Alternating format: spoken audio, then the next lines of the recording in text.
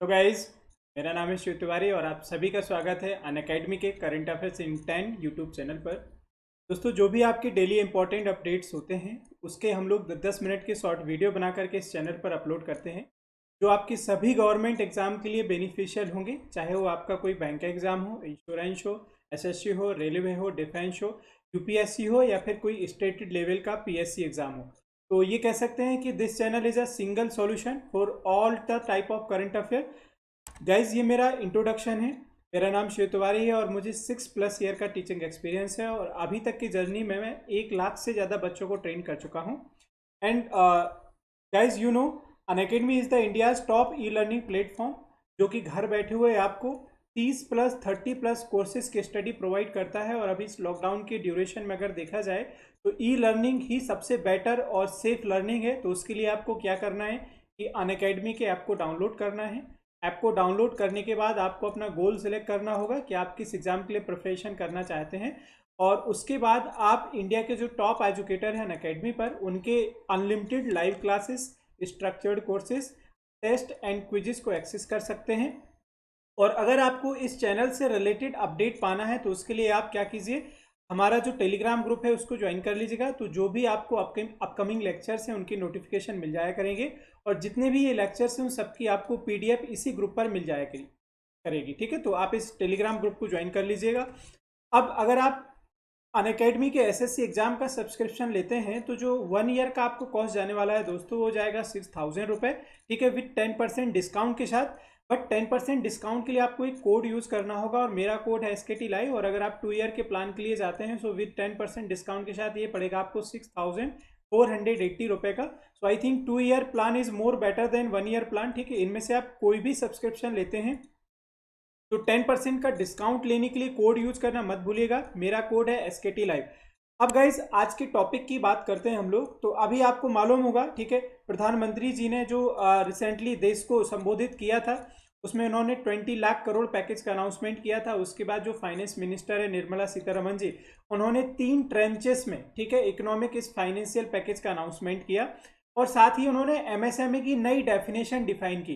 तो इस सेशन में हम लोग समझेंगे कि MSME की नई डेफिनेशन क्या है। ठीक है, 3 यूनिट इसके अंदर रखी जाती हैं, माइक्रो, स्मॉल, मीडियम। तो इसमें पहले टर्नओवर क्या था, अब टर्नओवर क्या हो गया है और क्या क्या नए अपडेट है। ठीक है, तो जो MSME की अगर हम बात करने जाएं तो ये जो स्पीच दिया गया था ऑन द 13 मई 2020, जो फाइनेंस मिनिस्टर है Nirmala Sitharaman give the new definition of MSME। अब MSME क्या है, पहले तो आप जानते हैं इसके जो अगर हम बात करने जाएं इसका फुल फॉर्म, तो माइक्रो, स्मॉल, मीडियम एंटरप्राइज। और इसकी जो डेफिनेशन अभी तक दी जाती थी तो हम लोग एक एक्ट यूज करते थे जिसका नाम था MSME डेवलपमेंट एक्ट 2006। ठीक है, so according to the MSME development act 2006, MSME defined या classified into the 3 category. But ये जो कैटेगरी है डिफाइन की जाती है on the annual turnover. So according to the annual turnover under the MSME Development Act, MSME classified into 3 category, and these 3 categories are micro firm, small firm and medium firm. ठीक है, तो ये जो classification है ये याद रखिएगा, exam में कई बार पूछा जा चुका है।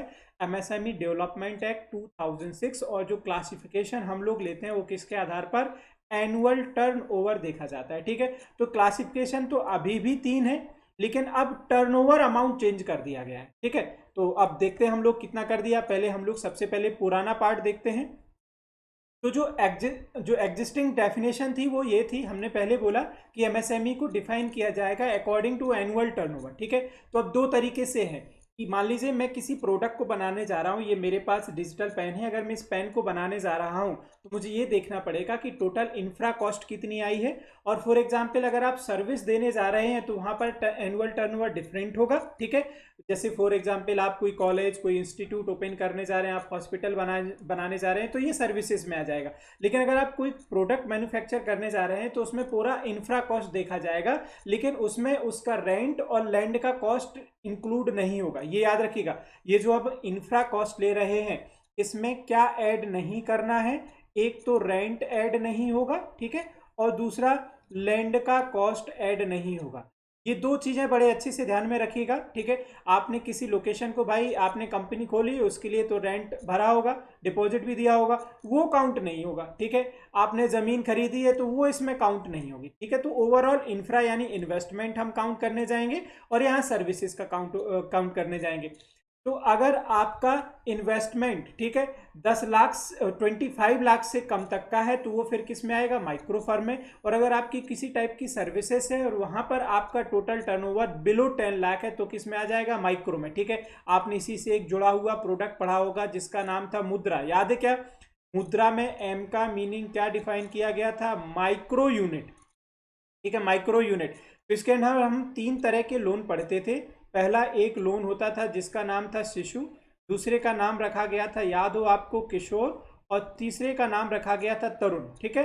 तो इसमें जो सरकार क्रेडिट लिमिट देती थी वो डिफरेंट थी, ठीक है। इसमें अगर हम क्रेडिट लिमिट की बात करने जाएं तो 50,000 तक था। इसमें आपका जो क्रेडिट लिमिट था वो 50,000 से लेके कितना तक था, 5 लाख। और इसमें अगर क्रेडिट लिमिट की बात की जाए तो इसमें क्रेडिट लिमिट दी जा रही थी अप टू 10 लाख रुपये, ठीक है। तो इसलिए एम का मीनिंग माइक्रो, यानी कि सर्विसेज कैटेगरी में कितना तक रखा गया, अप टू 10 लाख। तो माइक्रो जरूर याद रखिएगा, प्रोग्राम 2015 में आया था। तो अगर आप सर्विसेज डिलीवर करने जा रहे हैं और आपका एनुअल टर्नओवर 10 लाख से कम का है तो आप माइक्रो फर्म में हैं, और अगर आप प्रोडक्ट मैन्युफैक्चर कर रहे हैं, आपका टोटल टर्नओवर 25 लाख से कम है तो आप माइक्रो फर्म में हैं, ठीक है। इसी तरीके से स्मॉल का क्राइटेरिया, अगर आप मैन्युफैक्चरिंग कर रहे हैं, 5 करोड़ से कम का टर्नओवर है तो आप स्मॉल फर्म में आ जाएंगे। आप सर्विसेज दे रहे हैं, 2 करोड़ से कम का टर्नओवर है तो आप किस में आ जाएंगे, स्मॉल फर्म में। मीडियम में, अगर आप प्रोडक्ट मैन्युफैक्चर कर रहे हैं और यहाँ पर आपका 10 करोड़ से कम का है तो मीडियम फर्म, और 5 करोड़ से कम का है, सर्विसेज डिलीवर कर रहे हैं तो मीडियम फर्म। उससे ऊपर जाएंगे तो फिर आप लार्ज फर्म कैटेगरी में आ जाएंगे, ठीक है। अब नई डेफिनेशन क्या है, तो जो रिवाइज डेफिनेशन है वो याद रखिएगा। वहां पर 25 लाख था, यहाँ पर कितना कर दिया गया, 1 करोड़। वहां पर 10 लाख से कितना कर दिया गया, याद रखिएगा, 5 करोड़। तो अब ये थोड़ा चेंज हो चुका है, ठीक है। अब थोड़ा सा डाटा चेंज हो चुका है, तो जो नया डाटा है वो एक बार देख लीजिएगा आप, ठीक है। तो ये नई डेफिनेशन है, ये हमने नई डेफिनेशन देखी एमएसएमई की, ये एग्जाम में जरूर पूछी जाएगी। तो क्लासिफिकेशन याद रखना है, 3 category, micro firm, small firm, medium firm. किसके बेसिस पे किया जाएगा, तो एनुअल टर्नओवर देखा जाना है, ठीक है, उसके बेसिस पे ये क्लासीफाई किया जाएगा। चलिए, अब अगर हम बात करने जाएं एमएसएमई से रिलेटेड इंपॉर्टेंट फैक्ट की, तो सबसे पहले तो ये पूछा जाता है कि भाई एमएसएमई मिनिस्टर कौन है। ये तो पूरी अब मिनिस्ट्री ऑफ एमएसएमई बना दी गई है ना। तो मिनिस्ट्री ऑफ, अगर हम एमएसएमई की बात करने जाएं तो याद रखिएगा जो मिनिस्टर है इस समय मिस्टर नितिन गडकरी साहब, और ये इस समय आपका ट्रांसपोर्ट भी देखते हैं, ठीक, ट्रांसपोर्ट भी देखते हैं। साथ ही इनके अंदर मिनिस्ट्री ऑफ शिपिंग भी है, तो ये दोनों अभी इनके अंडर है। मिनिस्ट्री ऑफ शिपिंग की भी हम बात करने जाएं, साथ में ट्रांसपोर्ट मिनिस्ट्री इनके अंडर ही आ जाती। जो फॉर्मर थे वो गिरिराज सिंह थे, ठीक है। गिरिराज सिंह की जगह इस बार जो नया कैबिनेट बनाया गया उसमें गडकरी साहब को एमएसएमई दी गई है, ठीक है। दूसरा, इंटरनेशनल एमएसएमई डे, ये बड़ा इंपॉर्टेंट है, कई बार एग्जाम में पूछा जा चुका है कि which day observed as international MSME day. तो ये याद रखिएगा, 27 जून को हम लोग इंटरनेशनल एमएसएमई डे के तौर पर सेलिब्रेट करते हैं। और जो लास्ट 2019 का थीम था इसका एमएसएमई डे का, वो याद रखिएगा, big money for small business financing the SDG. और साथ में लास्ट 2000, अगर हम बात करने जाए 19 में, तो एक बहुत बड़ा कॉन्क्लेव ऑर्गेनाइज किया गया था जिसका नाम था उद्यम, ठीक है, मैं यहाँ पे लिख देता हूँ, उद्यम कॉन्क्लेव, या फिर हम इसको कह सकते हैं उद्यम संगम, ठीक है। तो ये मिनिस्ट्री ऑफ एमएसएमई के द्वारा ऑर्गेनाइज किया गया था, जिसमें जितने भी न्यू इंटरप्रेन्योर्स हैं उन सभी को इनवाइट किया गया था, ठीक है, इस कॉन्क्लेव में। और ये ऑर्गेनाइज किया गया था 27 जून को। तो 27 June is known as the, याद रखिएगा, इंटरनेशनल एमएसएमई डे। और जो मिनिस्ट्री है उसके मिनिस्टर का नाम नितिन गडकरी। अब ये जो मिनिस्ट्री ऑफ एमएसएमई है, ये जितने भी नए इंटरप्रेन्योर्स हैं इनके लिए कुछ हेल्पलाइन पोर्टल्स चलाती है। तो मेंस के लिए अगर हम बात करने जाएं तो एक हेल्पलाइन पोर्टल है जिसका नाम याद रखिएगा उद्यमी मित्रा, ठीक है। और वुमेन्स के लिए एक चलाया जाता है जिसका नाम है उद्यम सखी। तो दोनों पोर्टल एग्जाम में पूछे जा चुके हैं, ठीक है, कि पुरुषों के लिए जो नए इंटरप्रेन्योर्स हैं उनके लिए कौन सी वेबसाइट है, याद रखिएगा www.udyamimitra.co.in। और वुमेन्स के लिए कौन सा है, याद रखने का आपको उद्यम सखी, ठीक है। तो ये था आज का सेशन आपका रिवाइज डेफिनेशन ऑफ एमएसएमई। उम्मीद है कि आपको पसंद होगा। Guys, do subscribe the channel, give your feedback in the comment section, join the telegram group, hit the bell icon. और अगर आप सब्सक्रिप्शन लेते हैं so use my code SKT Live। Thank you so much for watching this video.